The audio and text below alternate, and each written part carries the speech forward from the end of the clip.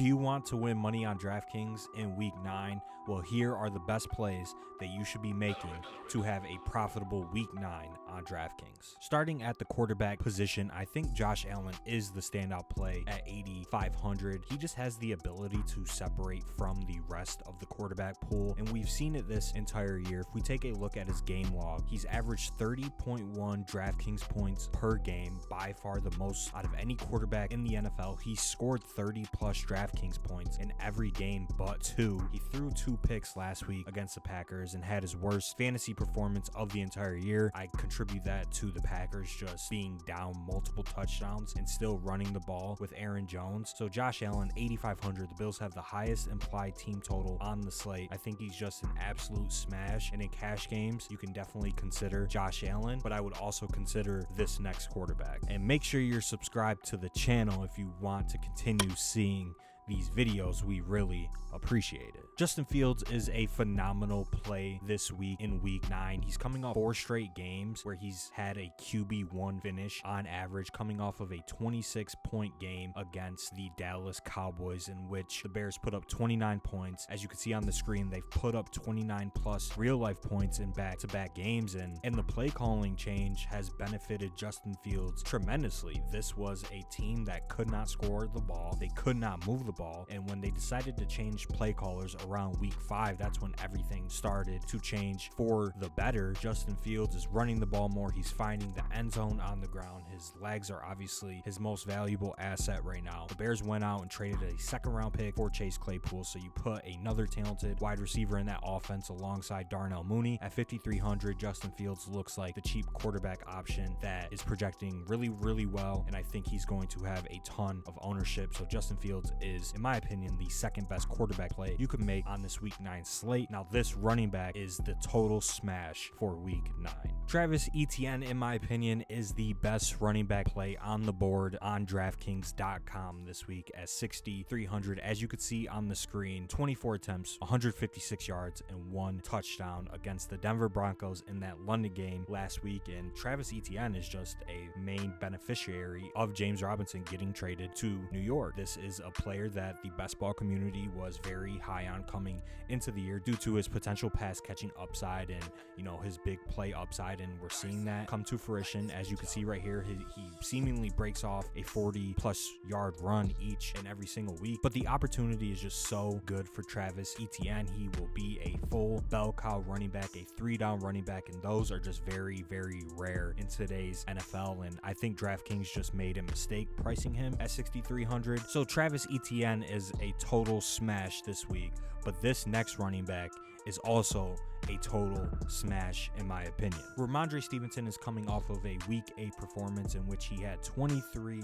total touches for 21.3 points. Ramondre Stevenson since Week 5 has been the overall RB3 in full PPR scoring. He scored 20 plus DraftKings points in 3 straight games, and at 6,200 in this game against the Colts, I think he is just still a little bit underpriced for his new role in this Patriots offense. And as a Patriots fan, I can tell you right now that Ramondre Stevenson is #good at the game. He is good at football. He is elusive. He breaks tackles. He plays well in the passing game, as we can see here. 21 targets over the last 3 games, and he just has this James White role that is very, very beneficial in this Patriots offense, and an offense that checks the ball down quite a bit due to the lack of talent at the outside wide receiver positions. Ramondre Stevenson projecting as one of the best running back values on the board in this Week 9 slate. I think he should be in all of your guys' lineups. Speaking of a player that is going to be in literally everybody's lineups,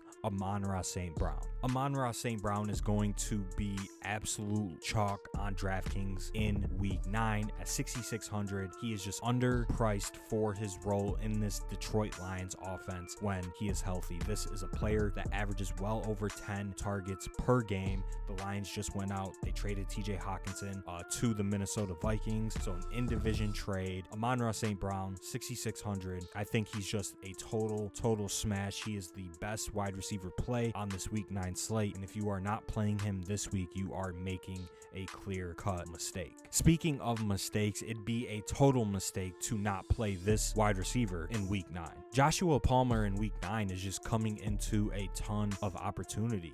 Keenan Allen missed practice today with his hamstring injury. Mike Williams is out for the foreseeable future with a high ankle sprain. So Josh Palmer at 5,100, I think, is going to project for 8 to 10 targets at the minimum. And if Keenan Allen is ruled out, Joshua Palmer is clear-cut the Chargers' #1 option in the passing game outside of Austin Eckler. And he is a value wide receiver on a slate where there is just not a ton of value. This is a slate where we are going to have to look at players like this. And Joshua Palmer, a lot of people were high on him coming into the season as the Chargers' wide receiver 3. He hasn't really had a ceiling game yet, and a lot of that can be attributed to Austin Eckler just basically being the focal point of that Chargers offense. But in this week 9 matchup on the road against the worst, or one of the worst, pass defenses in the entire league, and they are bottom 5 against wide receivers in terms of fantasy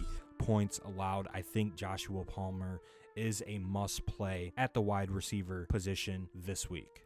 This next Chargers player is also a great play in week 9. Gerald Everett for the Los Angeles Chargers at the tight end position looks like a very, very good play this week. We have no elite options at the tight end position with the Ravens and the Chiefs off of the main slate, as well as the 49ers. So no Travis Kelce, no Mark Andrews, no George Kittle. Gerald Everett is a player that, as we see here, he does have that 7 to 10 target upside we want, and I think we should just be capitalizing on these players' expanded roles in one of the better offenses in the NFL with one of the better young quarterbacks in the NFL and Justin Herbert. And this matchup for the Chargers pass catchers is just one of the best on the slate. So Gerald Everett, even though he is 4,800, he is a little bit pricey. I think he is, in my opinion, one of, if not the best tight end play on the slate. I think the floor and the target floor is extremely high. I think the upside and touchdown upside specifically is extremely high in this spot, and we only have Gerald Everett with one game over 15 DraftKings points. I think that this is a slate where if a tight end scores 17 to 20 DraftKings points, that will be good enough to win you a tournament. And at 4.8K, I think Gerald Everett is one of the best bets on this slate to go over 15 DraftKings points at the tight end position. So Gerald Everett is my favorite play at the tight end position for this week 9 slate. That's going to be it for the first look on DraftKings. If you enjoyed the video, like I said, make sure you subscribe to the channel. We have more content coming out about DFS, prize picks. We have a live stream on Saturday if you want to tune into that. Let's have a good week 9 slate. Let's make all of the money. I will see you guys next week.